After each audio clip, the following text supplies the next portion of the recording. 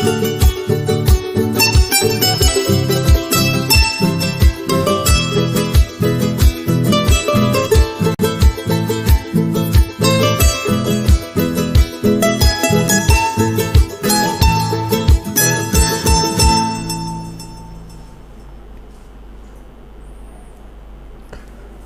buenas tardes a todos los amigos que nos observan en este espacio que hemos denominado ya hace algunos años Inti Cruz.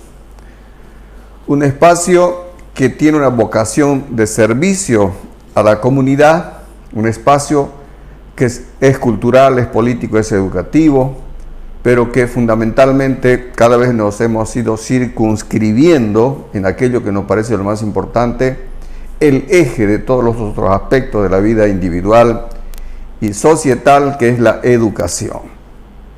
Y como todos los miércoles, después del mediodía, a las 15 horas, me acompaña el profesor Gustavo Pinto Mosqueira, a quien le agradezco como siempre su seriedad, su compromiso, su erudición en estos temas. Lo quiero saludar y le quiero pedir al doctor que nos introduzca en esta jornada cuál va a ser el tema que vamos a desarrollar en esta oportunidad. Buenas tardes, doctor. Buenas tardes a los que nos ven, nos escuchan. Gracias, doctor, otra vez por este otro programa, uno más que tenemos. Como usted dice, tenemos ese espíritu, esas ganas de seguir diciendo cosas positivas, reflexionando sobre el tema esta vez de la educación, en estos programas que estamos haciendo y que haremos durante, si Dios quiere, todo este año. Recuerden que en el anterior programa habíamos quedado que hablaríamos sobre el tema del lenguaje, pero desde el punto de vista de la filosofía del lenguaje. Nuestro invitado para hoy día se disculpa, no pudo venir, pero dice que vendrá el próximo miércoles para continuar con el tema también del lenguaje. Pero antes de hablar de este tema del lenguaje desde el punto de vista de la filosofía del lenguaje, quisiera yo traer a colación, iniciando esto, lo que dice un profesor de Inglaterra, que él daba clase en una escuela y que llegó un momento, después de 5 o 10 años de estar dando clases, se preguntó, bueno, ¿para qué estamos los profesores? Como que llegó a una especie, digamos, de status quo y no le encontró sentido al hecho de seguir siendo profesor. Pero él se dedicó a viajar por varios países para conocer nuevas experiencias educativas y encontrarle un sentido, un significado a esa labor tan importante para la sociedad, para cualquier estado actualmente. Así que ha estado, por ejemplo, en América Latina, ha estado por la Argentina, ¿no? Ha estado en México, y este profesor pues ha escrito un libro, ¿no? Un libro donde él dice más o menos que necesitamos, por ejemplo, o la sociedad necesita o debería darle más importancia al profesor, que es Correcto. Lo que venimos hablando con usted. Claro. ¿No? Relevar, digamos, su rol y preocuparse realmente porque este profesor tenga una mejor formación, que también venimos nosotros hablando acá, recomendando, diciendo y reflexionando sobre la importancia de que el profesor tenga la oportunidad de formarse cada vez más. Y él, por ejemplo, se plantea, en los próximos años de este siglo, ¿el profesor ya no va a ser necesario para la sociedad?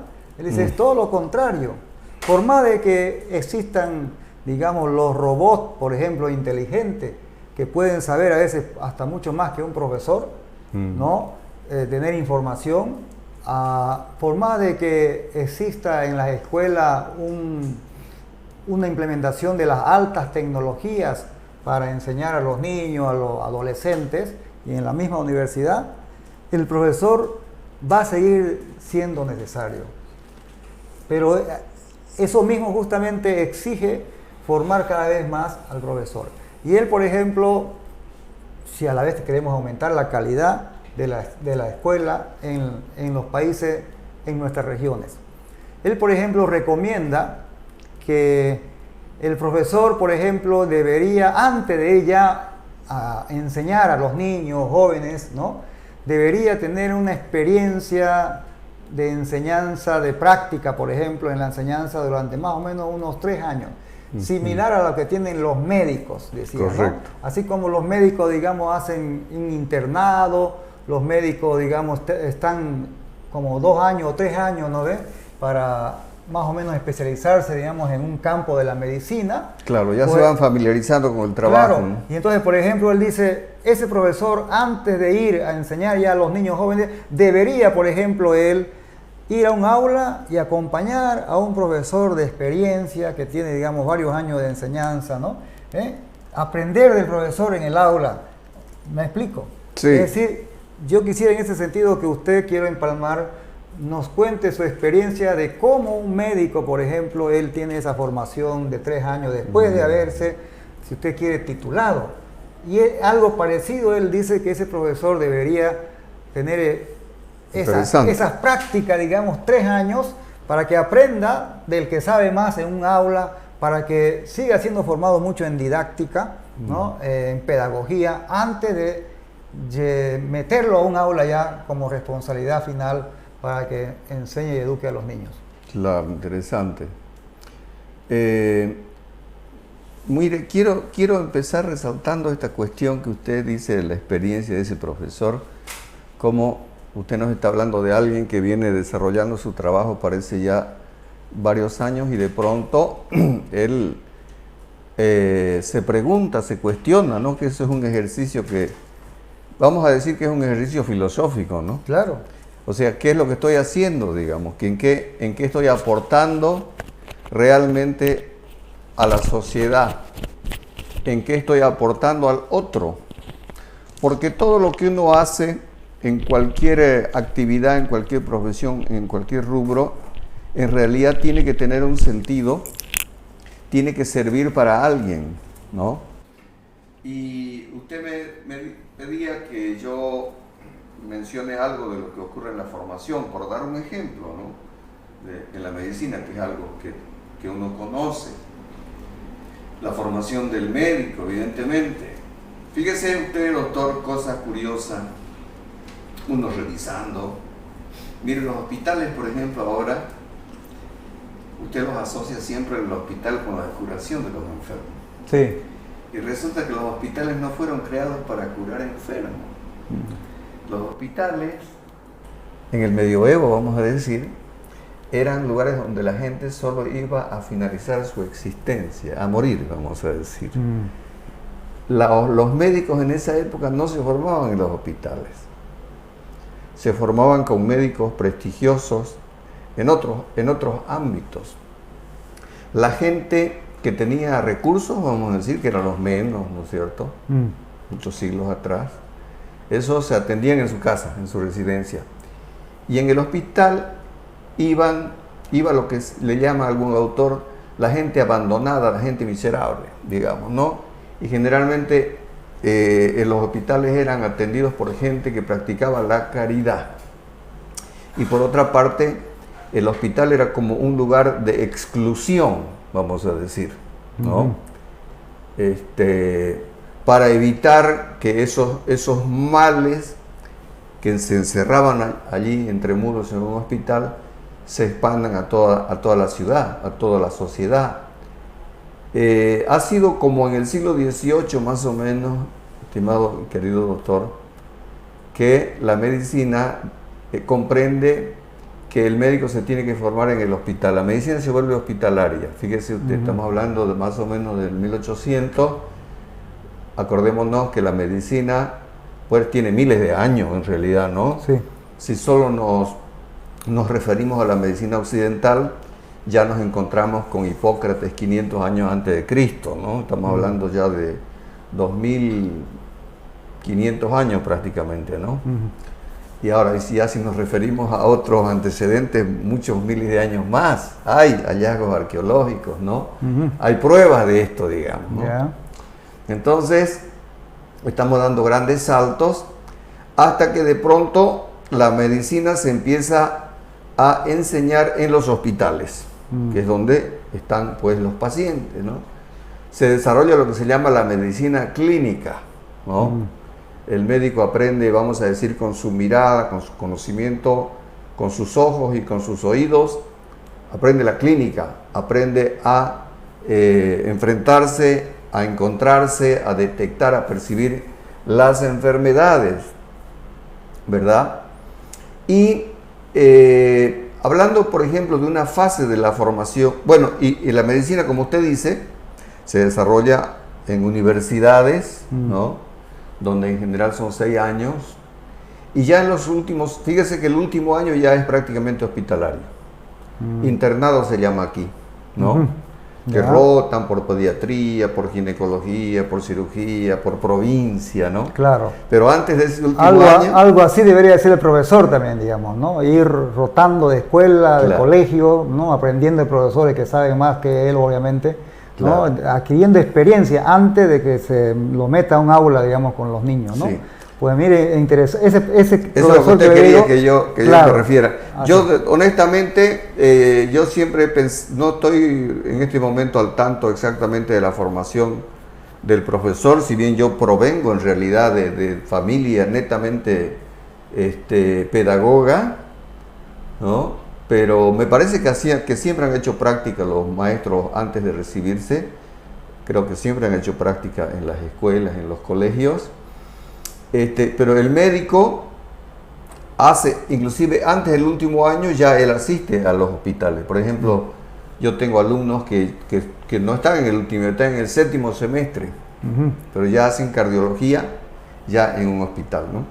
Y ni qué hablar después cuando el médico se recibe, querido doctor, hace 3, 4, 5 años de especialidad. Claro, ¿no? Los maestros también seguramente que cuando terminan la licenciatura de pedagogía, la licenciatura de ciencias, que sería ciencias de la educación, ¿no? Ellos de manera natural pues continúan su formación con el diplomado, la especialidad, la maestría, el doctorado y el postdoctorado en las ciencias de la educación. Entonces, efectivamente yo apoyo pues lo que usted dice, todas las carreras para adquirir las competencias, ahora que estamos hablando de competencias, que no es que sean lo máximo las competencias, son una moda, ¿no? Pero le ayudan a uno a ordenarse, ¿verdad? A ordenar sus ideas, para poder obviamente obtener las competencias necesarias en cualquier profesión, pues ya hay que tener una práctica en el campo, en el terreno, antes de recibir el título de licenciatura, antes del título en provisión nacional. Así que eso es lo que yo le puedo aportar, querido doctor, en base a lo que usted estaba manifestando. Bueno, doctor, mire, yo le aclaro un poquito. Tuve yo la suerte de enseñar casi 1 año y medio en una normal, lo que se llaman ahora, de estatal, que era la de Portachuelo. Correcto. Cuando estas normales, todas las normales de Bolivia habían pasado a ser administradas por universidades privadas o públicas. Por ejemplo, la de Enrique Finot, aquí de Santa Cruz, era administrada en ese tiempo por la Universidad Gabriel René Moreno, y la de Portachuelo era administrada académicamente por la Universidad NUR. Y a mí me contrató la Universidad NUR para dar, digamos, clases allá en el INS, que se llamaba Instituto Normales Superiores en ese tiempo. Yo tengo entendido que la de Portachuelo es anterior a la de acá. Es anterior, es más antigua, ¿no? Sí. Se fundó como una normal. Pionera, ¿no? Una normal rural, es la primera para todo el oriente boliviano que se formó. Sí. Porque con el tiempo vinieron venianos también a formarse con maestros ahí. Se formó, si no me falla la memoria, en 1941-42. Antes de Enrique Finot. Sí. Entonces yo fui contratado por la NUR para dar clases ahí, estuve 1 año y medio, y lo que pude ver y experimentar es que sí le hacen hacer, digamos, a los maestros prácticas, pero en ese tiempo fíjese que la formación era apenas 3 años, ¿no? Salían, digamos, como maestros, Y después viene, con el tiempo, viene un decreto, o antecito creo un decreto del gobierno para exigir a los profesores que hagan su licenciatura, porque antes eran simplemente profesores normalistas. Técnico medio, como un técnico superior, digamos, ¿no? Superior, sí. ¿no? Después viene la exigencia, en el marco ya de la reforma educativa de 1995, ¿no? La exigencia de que ellos se formen un año más o un año y medio hasta la licenciatura. Ya para hacer maestría o diplomados, ya eso es, digamos, responsabilidad del profesor. Depende de su tiempo, de sus recursos, pero le soy sincero, yo veo que muchos profesores no tienen tiempo o no lo hacen por diferentes motivos. Ese diplomado o maestría es difícil, ¿no? Y si lo hacen, digamos, no necesariamente lo hacen en didáctica, por ejemplo, de la matemática, por decirlo, o didáctica del lenguaje, o didáctica, por decirle, qué sé yo, de cualquier materia, digamos, ¿no? De física o de biología, etcétera. No hacen en general ese tipo de formación, ¿no? Y entonces la única experiencia que yo le puedo decir que es corta es la que ellos tienen en su proceso de formación, donde lo mandan a ciertas escuelas a aplicar un poco sus conocimientos que van adquiriendo en su año de formación, ¿no? Tengo entendido, por ejemplo, que ahora es alrededor de 4 años la formación, o puede durar hasta 5, en unos casos 4 años y medio, en las normales que depende del Ministerio de Educación. Hemos planteado también una vez la necesidad de que de una vez los profesores se formen en las universidades, ¿no? Como se hace en otros países, en Chile, en España, hay profesores universitarios especialistas en formar maestros para que ellos vayan en las universidades, para que ellos vayan a enseñar en las escuelas, en los colegios, etcétera, pero con un enfoque de mucha didáctica, ¿no? Entonces, pero no debería quedarse, digamos, la formación hasta la licenciatura, digamos, ¿no? Por ejemplo, en Chile se llama licenciado en pedagogía de la historia al que es maestro, pues se forman en la universidad, ¿no? Licenciado en pedagogía de la psicología al que es maestro, licenciado en pedagogía de la química si es maestro, ¿no? Con ese título salen de las universidades públicas o privadas, ¿no? Entonces, y como le digo, entonces ustedes ven ahí, se le pone énfasis a la pedagogía o la didáctica. Pero los maestros, como ven, no deberían quedarse ahí, digamos, ¿no? El asunto es que después estos maestros que salen de las normales actualmente van directamente al aula, ¿no? Con esa poco de práctica que hacen, digamos, de enseñanza mientras dura su formación de 4 años y medio o 5. Entonces, pero no es suficiente eso. Hoy día, digamos, se está exigiendo que los maestros sigan siendo formados y de manera también continua, permanente, digamos, ¿no?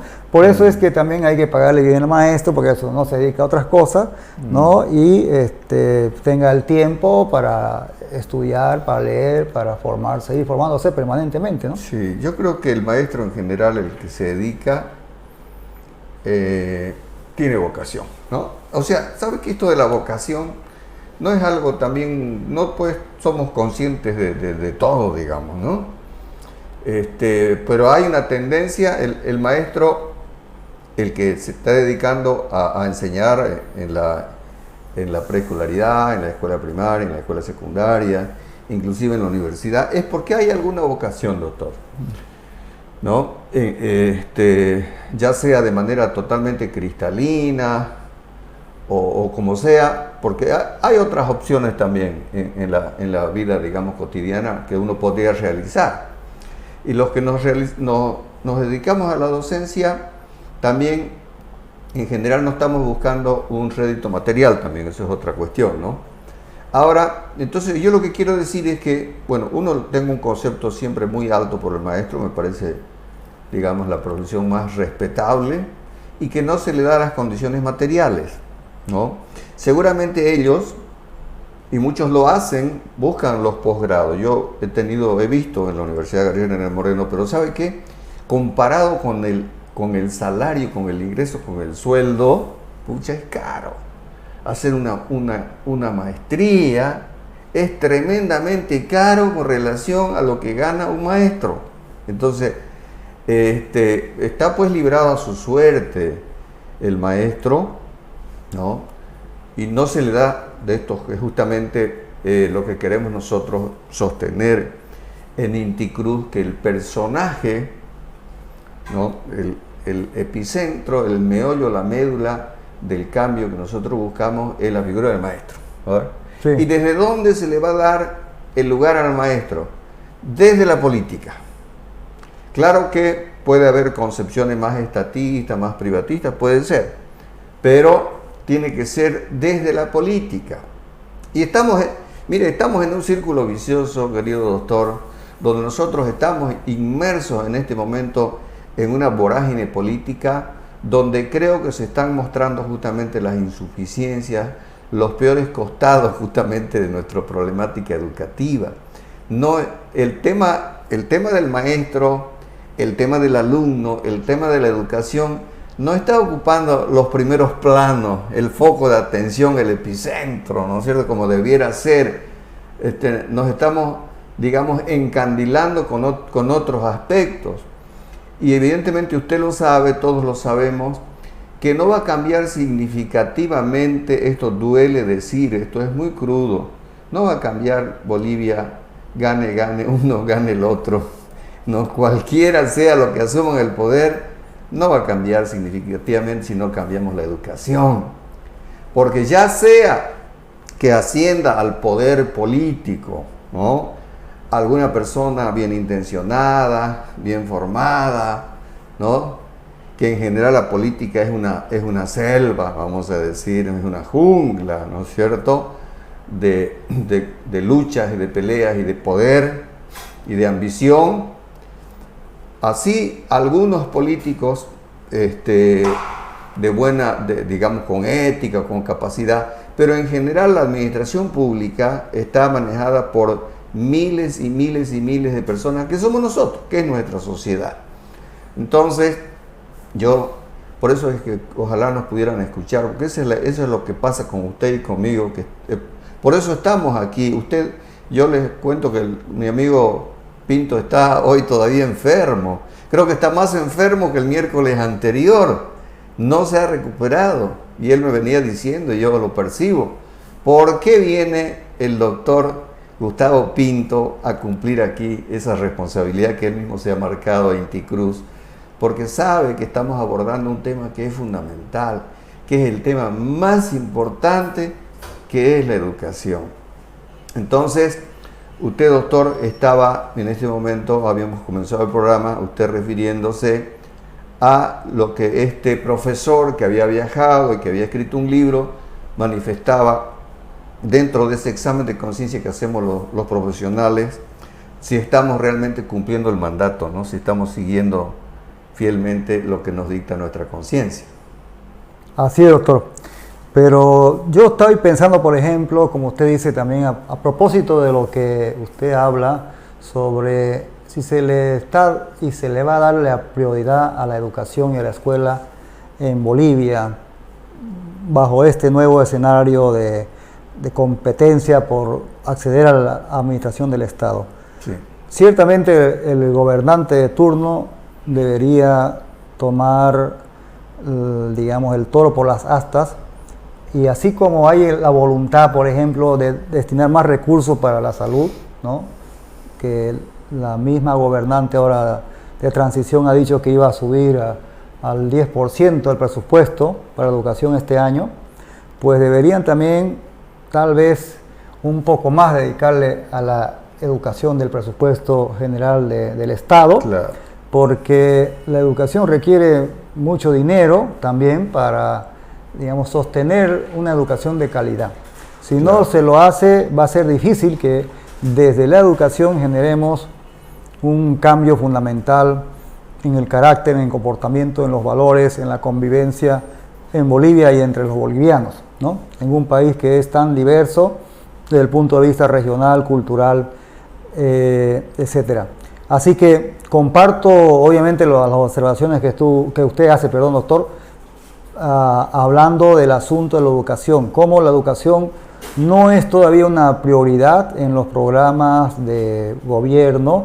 Y a raíz de lo que usted decía, ¿no?, me viene aquí a la cabeza cómo la gente que sube al poder, a veces yo la veo como muy centralista, oiga.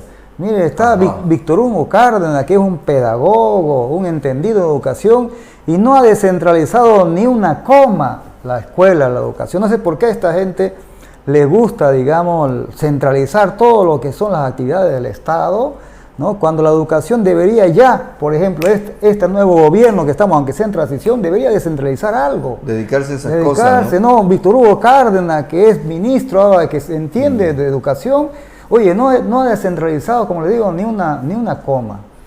Pero un punto, ¿no? Doctor, el poder corrompe. No puede ser, digamos. Mire, ¿no? El poder corrompe inmediatamente a las personas, doctor. No, y el poder le gusta a mucha gente, no sé por qué la gente se aferra al poder, ¿qué tiene el poder? ¿Es afrodisíaco? ¿Qué piensa entonces? ¿Por qué la gente, digamos, estoy hablando de una persona que se supone que es entendida en pedagogía y en educación, ¿no? Y él sabe el problema que es el centralismo administrativo de la educación. Una persona que cierta confianza inspiraba, ¿no? Mire, antes de que suba el anterior gobierno, aquí en cada región se elegían los maestros que iban a dar clase. Después descentralizaron eso, lo del gobierno que salió el año pasado. Pero ahora, por ejemplo, ya desde ahora debería otra vez por lo menos volver esa facultad de que cada región, cada SEDUCA, contrate a los maestros. Cuando Santa Cruz se necesita más de 5.000 nuevos maestros que deben ser contratados, por ejemplo, y no han hecho eso. Doctor, una cosa, por ejemplo, que ya es tan difícil pues elaborar un plan coherente para la formación, digamos, de todos, ¿no? De los niños, para la formación de esos maestros también que necesita la patria, que necesita Santa Cruz, que necesitamos los bolivianos angustiosamente. Fíjese usted, estos países, la India, la China, Corea del Sur, cómo ellos dice que ahorran tremendamente toda la familia para hacer estudiar a los chicos, y entre ellos, ¿no? Y seguramente instituciones envían por miles y miles y cientos de miles de personas a formarse en Estados Unidos o en Alemania o en Japón, ¿no? Fíjese usted, nosotros... Aquí los envían a la gente de su partido y a veces de la menos capaz. Le cuento una experiencia, doctor, por favor, no se ría. Usted tendrá cualquier tendencia política, no sé, nunca hemos ahondado eso. Yo le respeto sus preferencias políticas, pero el anterior gobierno que salió mandó a 54 profesionales de su línea, de su gente, a estudiar en la mejor universidad del mundo. ¿Saben cuánto aprobaron? El examen de ingreso a la mejor universidad de Estados Unidos, Inglaterra, Alemania, aprobaron 3 de los 54. ¿Qué tal? Bueno, entonces un recurso, ¿no? Una manera, una metodología es enviar. Por supuesto, no tiene que ser pues así con colores políticos. No, es que aquí las cosas funcionan. Eso es lo que también me da rabia ahora, ¿no? Claro. Y siempre me ha dado rabia, doctor, ¿no? Claro, seguro. No se busca a los mejores de Bolivia, por ejemplo, ¿no? Siempre tiene que ver el color político de por medio. Tiene que ser la gente con condiciones, ¿no es cierto? Con esa voluntad, con esa vocación.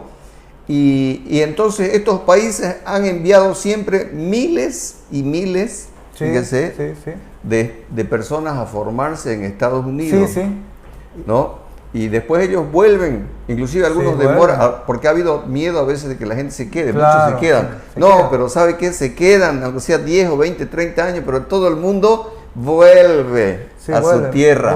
Vuelve. ¿No? Porque, oiga, y le cuento, doctor, John Peters, un sociólogo norteamericano, sociólogo del trabajo, yo no sé si le conté o conté aquí en otros programas, hizo un estudio sobre la importancia, digamos, de seguir formándose en las universidades profesionales de Estados Unidos y de Latinoamérica. Y él decía, especialista también en sociología del trabajo en América Latina, él decía que los dirigentes de las instituciones y empresas más importantes del mundo iban a ser asiáticos en este siglo.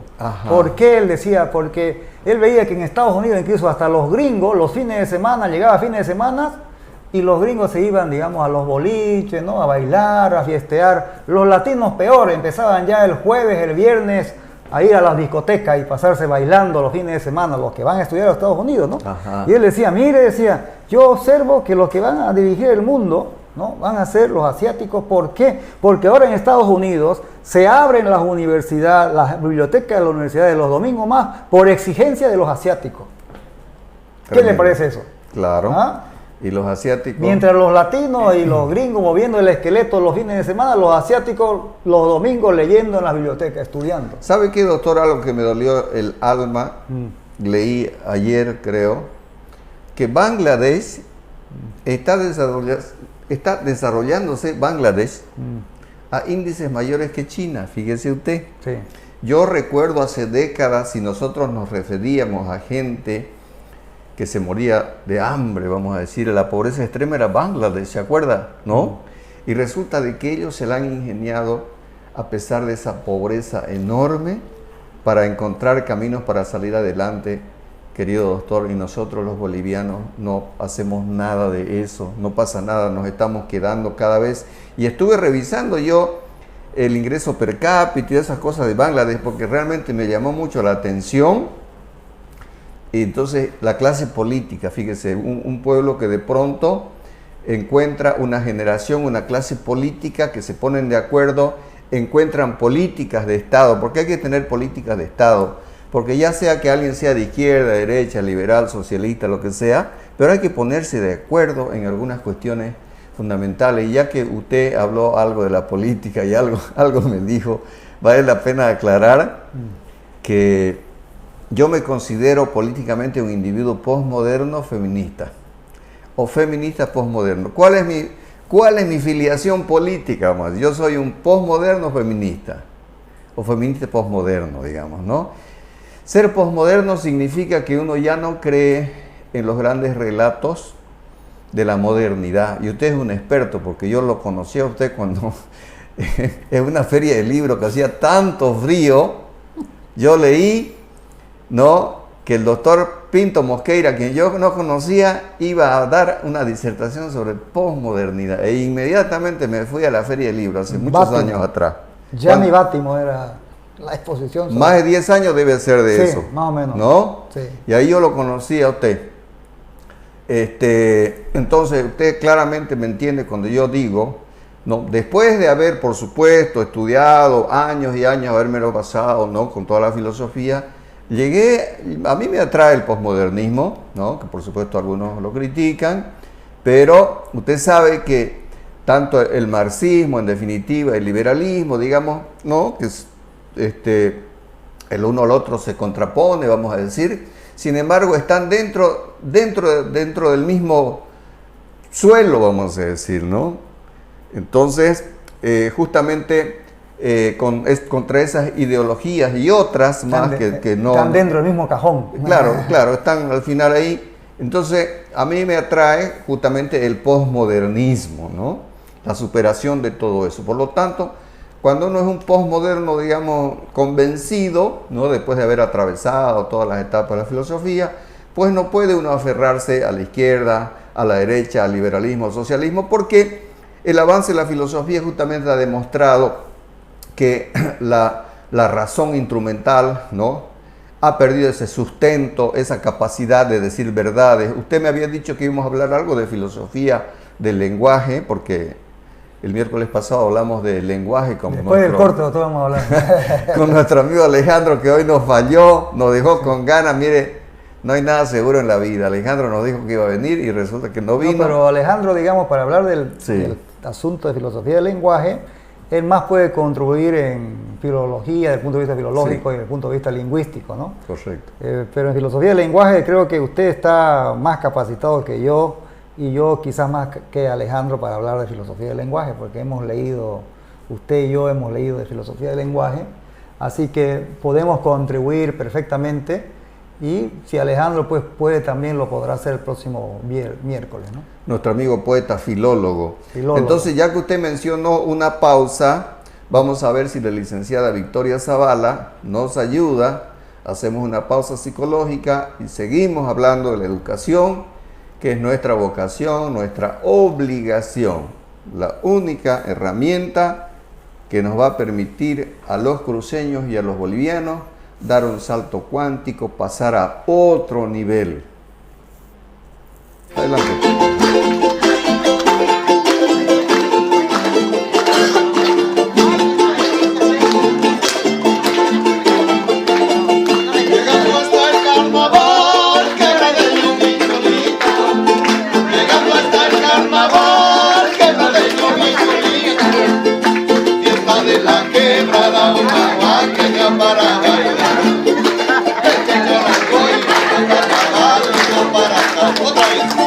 Llegamos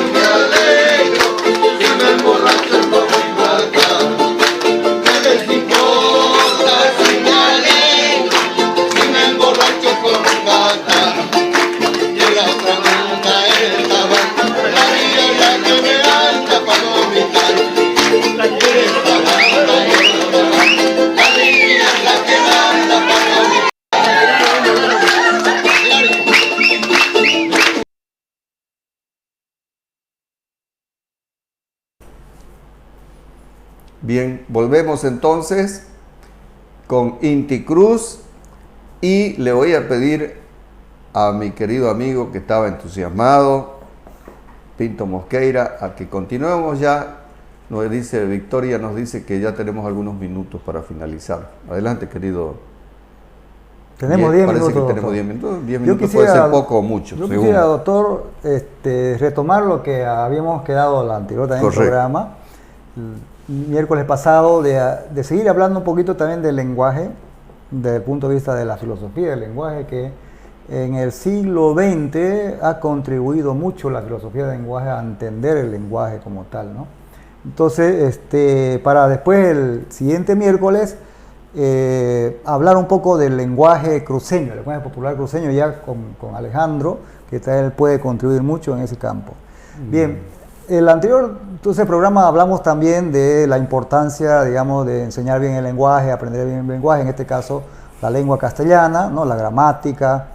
Y yo quisiera que ahora introduzcamos algunos elementos también de la lingüística, porque fíjense que en los vestibulares de aquí de la universidad pública para los estudiantes, aparte de gramática se le intenta enseñar en un mes o 40 días de clases algo de lingüística y un poquito incluso de semiótica o semiología, ¿no? Y se le hace muy pesado a los estudiantes porque ya sabemos que la misma enseñanza de la gramática en la escuela, en colegio, en secundaria, no es, digamos, de lo mejor para que ellos dominen la gramática, porque los estudiantes salen de los colegios sin dominar los temas de la gramática, el verbo, el adjetivo, el sustantivo, ¿no? El pronombre, preposiciones, etcétera, y les cuesta mucho. Peor todavía incluso si le intentan meter en un mes y medio, en 40 días si usted quiere, elementos o cosas de lingüística. Pero la lingüística es muy importante, yo creo que para entender el tema del lenguaje, porque la lingüística ha contribuido mucho en los últimos 100 años también, o 200 años, si usted quiere, o 150, ¿no? A, digamos, tener mucha consideración por el tema de la lengua, el lenguaje en general. Por ejemplo, no es lo mismo hablar de lengua que de habla. Hay una diferencia importante. Fíjese que en el caso del castellano, por ejemplo, en América Latina, es cierto, o Hispanoamérica, como le gusta decir a otros, tenemos que hablamos el castellano o el español, como le llaman hoy día, ¿no?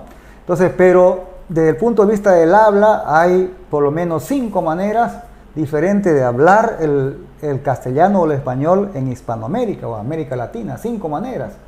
¿No ve? Porque visto, digamos, la lengua, el español como lengua, pero visto desde el punto de vista del habla, ya ahí es otro el enfoque.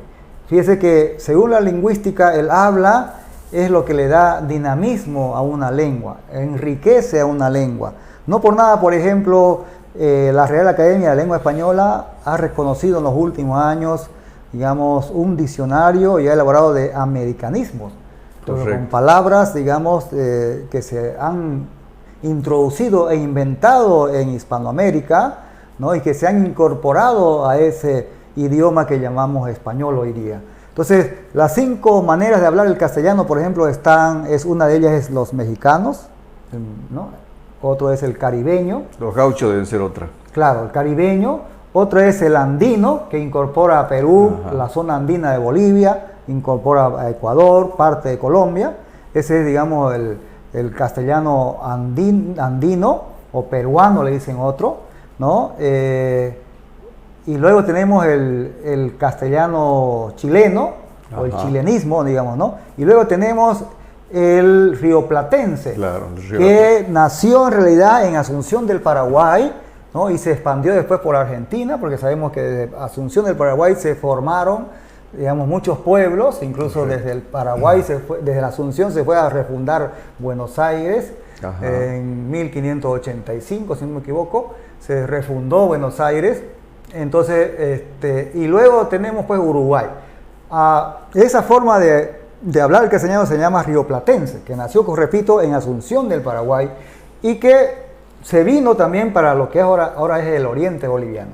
Por ejemplo, una característica de nuestra forma de hablar de los cruceños es el voceo. el voceo incluso monodictongado.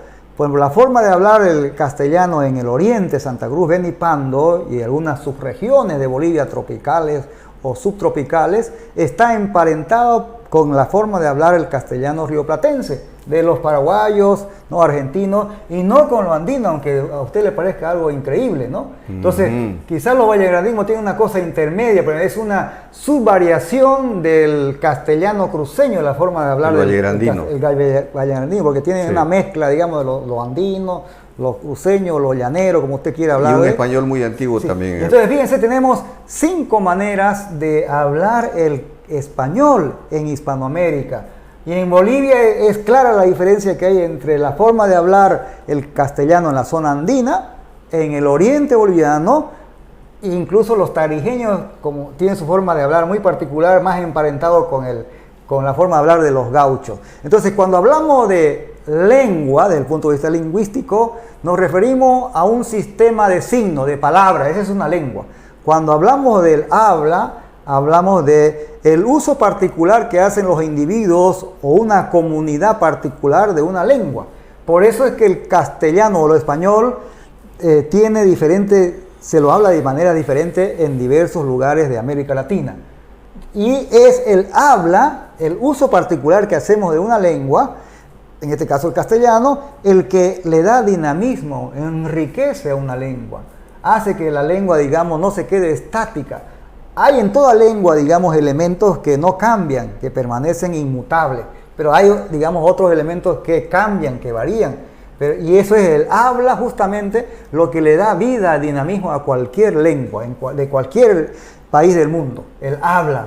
Fíjense que es tan importante el habla que incluso los argentinos defienden mucho ellos su forma de hablar. Rioplatense, el castellano. Incluso ellos tienen una Real Academia del Castellano, si ustedes quieren, argentino, hasta el punto que ellos incluso escriben, cuando en textos más populares, escriben como hablan. Usan el voceo, por ejemplo, sin problema.